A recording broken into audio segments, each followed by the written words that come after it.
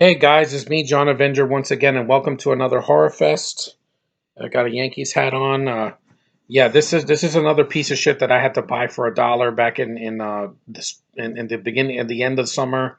Dollar Tree had it for $1, and I just bought it for the box because I was replacing a Blu-ray box, and that is the 2011 Shark Night.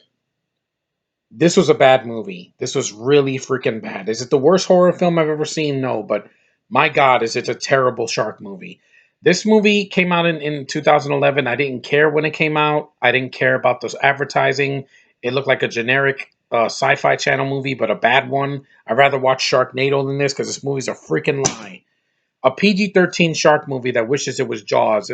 Basically, these people go out to like Louisiana swamp or whatever area where they're like partying and they're just being dumbass young people. They're in college. They're not high school students, and they all get killed one by one. It's very mean spirited. It's a stupid horror movie. It would have worked better if it was R and it was a better writing. And this is the last movie that David R. Ellis did before he died. It's so tragic because I like David R. Ellis's work. I like Cellular. I think that's a well done movie with Chris Evans. This is just a poor excuse for a freaking lazy freaking movie.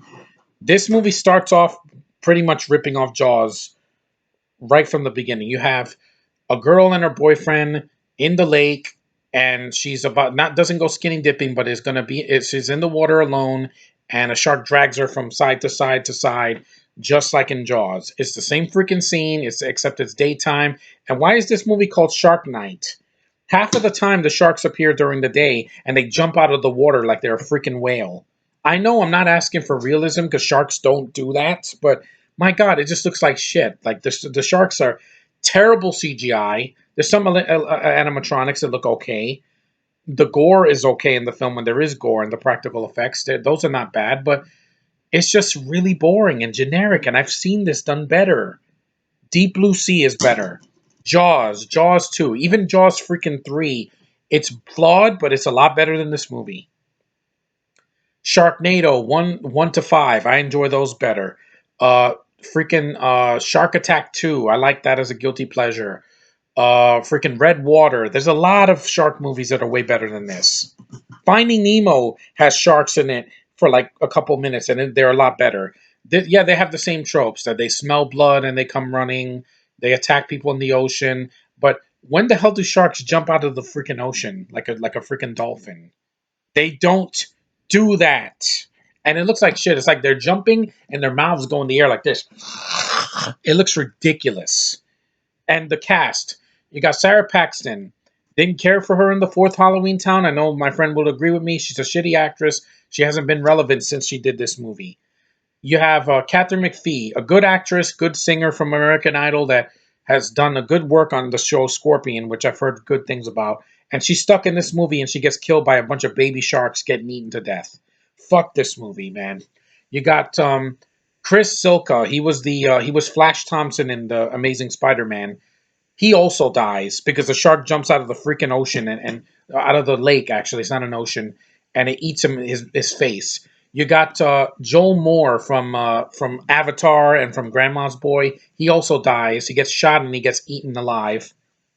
You got a generic black guy. Of course, he's the first to get attacked because this movie's not subtle at all. It's got to always go after the minorities. In every horror movie, it's the first one to die or the first one that gets attacked in a movie is usually the minority, the black person, the Asian, or the Hispanic. And who's the first to die? After the girl in the beginning, the Spanish girl. She falls into the water and gets eaten alive. And it's just pathetic. Like I'm like, this is just pathetic. It's Alyssa Diaz is the girl, the Spanish girl. It's just, what were they thinking with this movie? What the hell were they thinking? You know what? When I'm done with this review, I'm going to throw this in the garbage and I'm going to show myself throwing in the garbage because shit like this should not be on Blu-ray. What a waste of a disc and its space this movie is. What a freaking waste.